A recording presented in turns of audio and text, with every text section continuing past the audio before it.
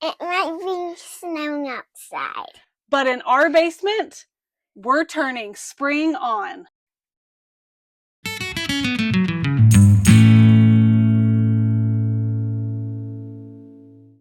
Hi, I'm Amanda. Welcome back to the Provident Gardeners.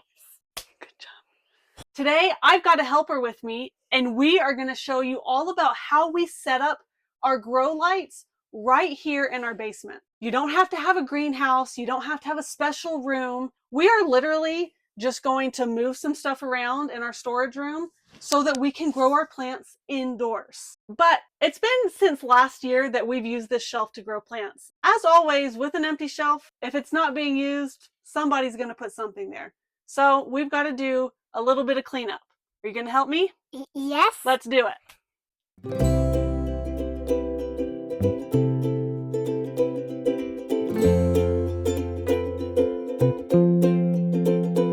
We got our shelf all cleaned off and our lights out and ready to go. Now, about these lights, there are so many grow lights out there to pick from.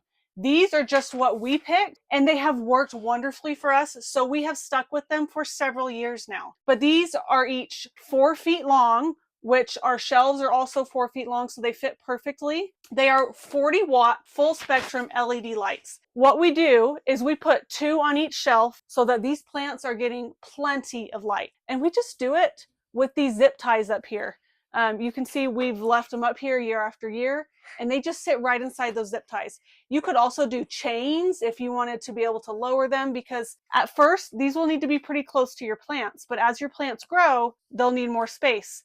We usually do that by lifting our plants up, but you can do it by raising and lowering the lights as well. If you get these specific ones that I'll link in the description, make sure you're getting the cords as well. I do want to note, actually, this exact listing that we purchased from on Amazon is no longer available, and that's because I think the company we bought them from has done an upgraded listing. Some of the like connections might be a little bit different on the ones that I'll link down below, but other than that, they look to be about the same product, just an upgraded version. You want your cords, and they just hook right in here to these lights, so you can hook multiple together and then plug it in. Each light doesn't have to have its own plug, which is really nice. But first, what we're going to do is we are just going to slide all of these lights in.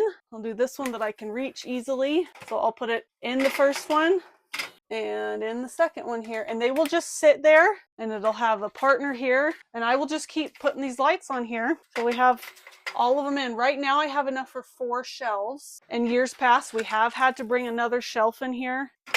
It just depends on how many plants we grow, but I'm using those 72 cell trays this year, so I can fit a lot more plants in here. I may not need to bring the other shelf in. We'll just see. So we have 4 shelves of light set up to start, and now I'm going to put the heat mats on for the peppers that I just planted last week, and we're going to get the plants on these heat mats and under the lights so that when they germinate, they are ready to just take off and be so healthy. I have some plants I'm putting under here that have already germinated, and they're getting a little bit leggy. So I've got to hurry and get them under these lights as well, and they should just thrive. I am so excited to be one step closer to my garden this summer. You can see here I've raised some of these up. These are things that have already germinated, so they need to be closer to the lights. And that's what we'll do with all of these pepper plants once they start to germinate. We'll put some blocks under them to raise them up within a couple, maybe 3 inches of that light to help them get the light they really need to thrive. Now, a helpful tip I have for this setup is how it's powered.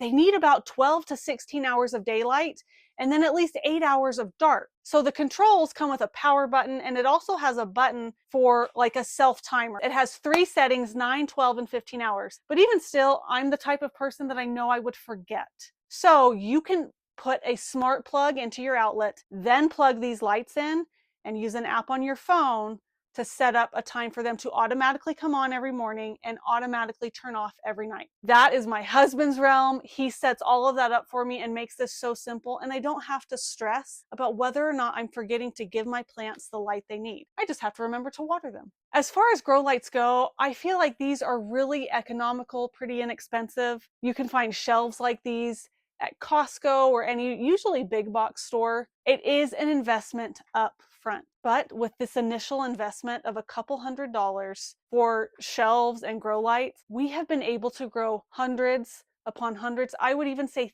thousands of plants right here in our basement over the last 6 or 7 years. This is an excellent way to extend your growing season if you live in a zone like me. I'm in zone 6, where you can't get stuff out into the garden until sometimes even June. So any way we can find to extend our growing season on both ends is a game changer. So even if there's still snow on the ground for you right now, just like there is for me, I hope you will think of ways that you can start your garden indoors now. And it just makes me happier to see things growing, even when things aren't growing outside. What grow light setups have you used in the past? Remember, it doesn't have to be anything fancy. Let me see all of your creative ideas. Is this kind of setup something you would consider in your basement? And remember, don't be afraid to get a little dirt under your fingernails and turn that dirt into dinner.